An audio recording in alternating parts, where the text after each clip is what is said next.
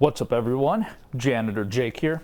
Now see, way back in the day, I used to play the snot out of the Sega Genesis. Some of my favorite games that I used to play on there were Dinosaurs for Hire, Cool Spot, Battle Master, and Elemental Master. However, what was honestly my favorite game back on the console when I was a little dude was good old Sonic the Hedgehog 2.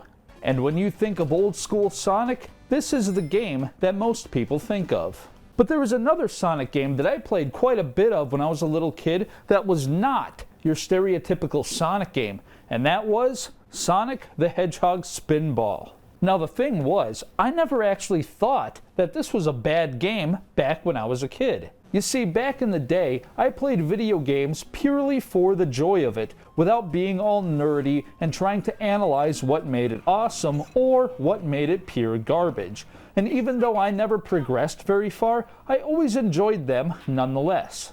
However, after revisiting Sonic Spinball as an adult, I learned real quick and in a hurry that this game was way more frustrating than getting kicked in the head by a donkey wearing steel-toed boots. And let me tell you something, that's actually pretty annoying.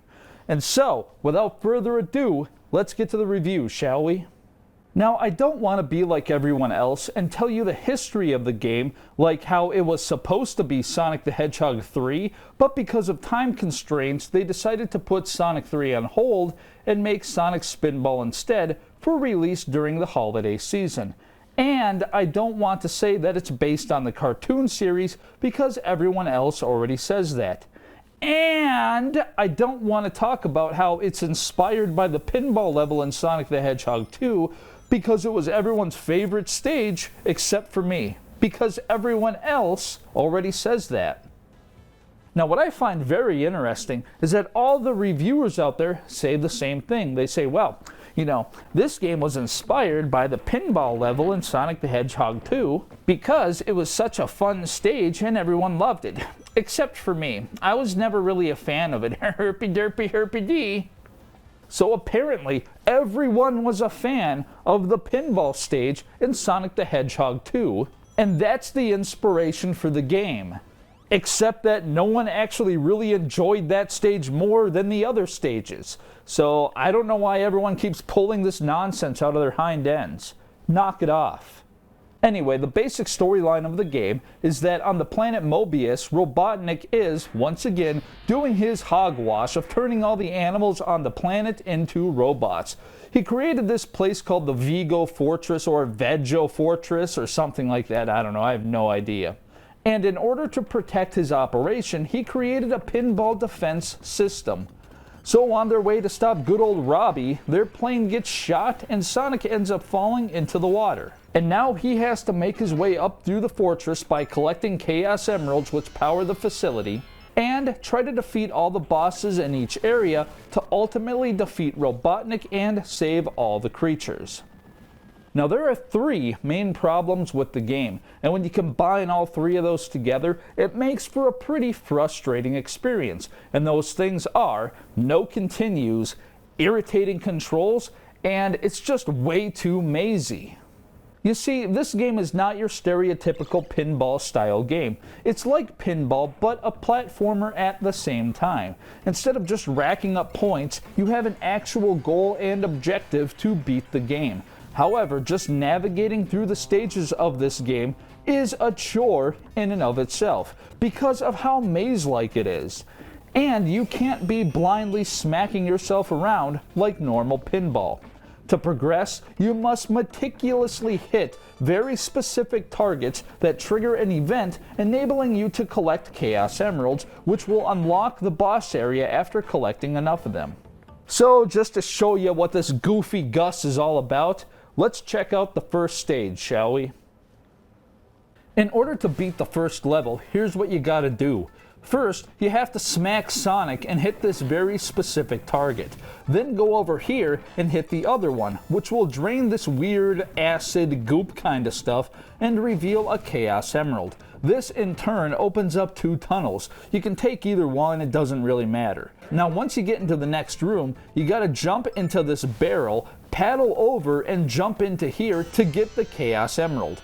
From there, it kicks you back to the first area. So now, once again, you go back through that tunnel and return to the room you were just in. Now you have to go and pull this lever to open this bridge thingamabob, then either go around this stupid thing 3 times to open a door, or take an alternate route by launching yourself up this tube and break some barrels to access this other area.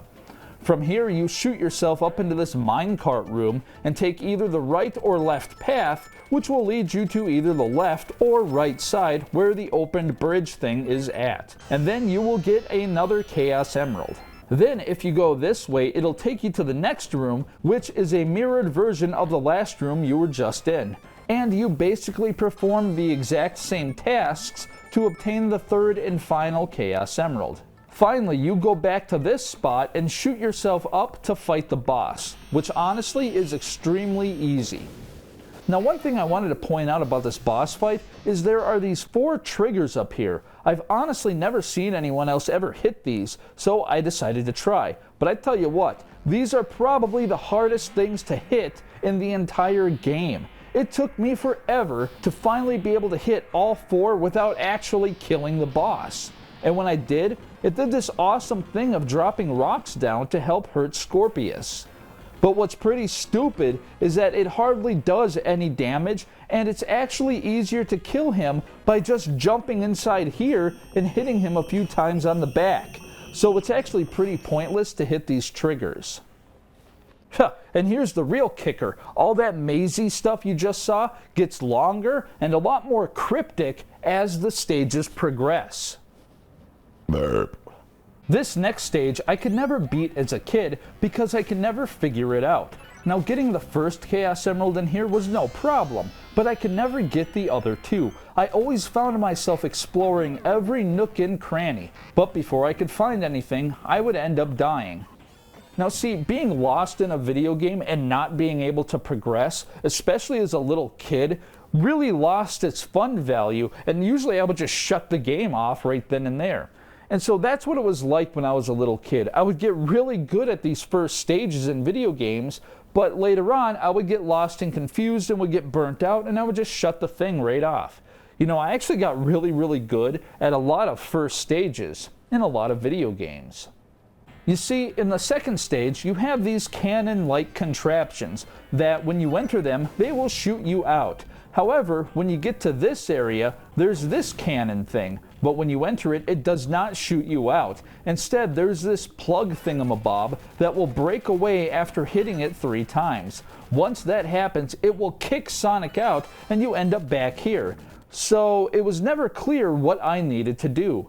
And it took me a long time to realize you need to shoot these steam guns by spamming the A button to propel Sonic to the Chaos Emerald. Because it would kick me out so doggone fast, I never noticed the stupid steam guns when I was a kid. The third stage is even more complicated, requiring very precise shooting and timing to get this Chaos Emerald, or you can jump into this electrical field thing, and after doing that 3 times, it will freeze this rotating contraption so you don't have to worry about the timing of getting the Chaos Emerald. Then there's a spot where you have to actually sit still on this flipper and ride it up to get to the next area. And then you have this zoo prison thing with a Chaos Emerald hidden right in the middle, but you won't know unless you start breaking apart all the cages. Now, none of this really seems like it's that big of a deal, except that the stages keep getting bigger and bigger. Especially the 4th area. Not only is this very mazy, but it's also extremely large, and to top it off, you have to hit things very specifically. Which brings me to my next point, the controls. The controls in this game are a mixed bag. They're not really bad, but they're also not good. I mean, you have some control over Sonic's movements, and you can slightly influence him to a certain direction. But the pinball effects can make it pretty hard to be precise. So if you try to play it like regular pinball and blindly smack yourself around, more times than not, you will end up dying. But when you try to take your time and be careful, it really slows the gameplay down, and a teeny tiny mistake can still cause you to be thrown to your death, which makes it very frustrating because of how careful you were trying to actually be. Also, a lot of times, it won't acknowledge my button inputs, which I noticed a lot during the second boss fight. While trying to slightly walk forward to build momentum for a jump, most of the time, Sonic would just walk and not jump. Now you figure, well, you know what, there's only 4 stages to the game, so what's the big deal if you die, you big giant baby? Well, the big deal is that if you get a game over, you go all the smack way back to the beginning of the entire game. You see, the fact that you only get a few lives and no continues, and need to collect 20 million points for an extra life, makes the game super frustrating because it takes so long to get to the final stages. Let's say you enter the first area with little to no idea what you're doing, which leads to multiple deaths as you struggle to get used to the controls. Eventually, after trial and error, you manage to figure out the correct path. And then you move on to the second stage. However, a few stupid mistakes cause you to die, forcing you to start all over again from the beginning of the game. What's extremely annoying is that despite being familiar with the first area, actually going through it again makes it seem like a chore and very frustrating. It's actually very mentally draining because number one, you already know how long it's going to take for you to get through the first area, and by the time you get to the second area, you're already burnt out. And number two, when you do get to the second area, you still don't know what to do, so now it's going to be more trial and error, which could lead to more dying and more game overs, which means back to the beginning where you have to replay the first area all over again. Overall, the lack of continues, the memorization, and the goofy controls make the game extremely frustrating to play. Otherwise, there's actually a few things that I kinda like about the game. I love the game's 1990s aesthetic and vibe, especially the purples, greens, and dark blues because they really pop.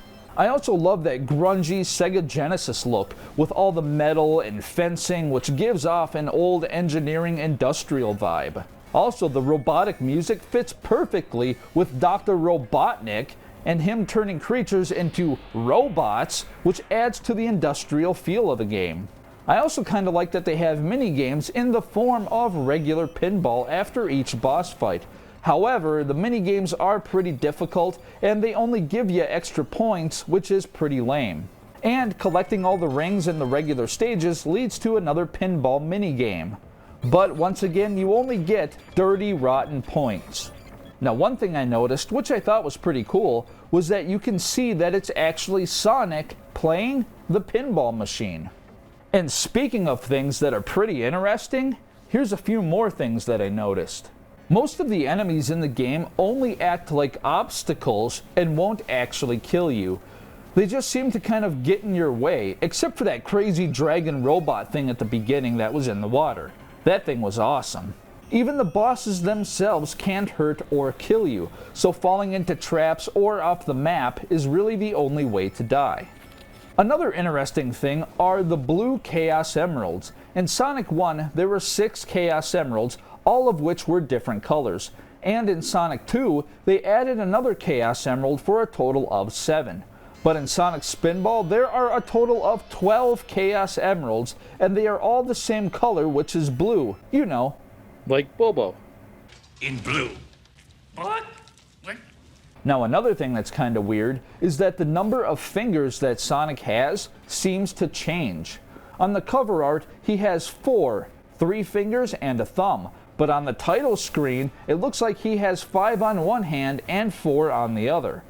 And at the end of the game, when he's falling, he only has 3 fingers. However, it's really obvious when he grabs a Chaos Emerald. I mean, just look at that. 5 fingers right in your face. That's pretty goofy. Also, Dr. Robotnik seems to be a lot larger than Sonic during the final boss fight.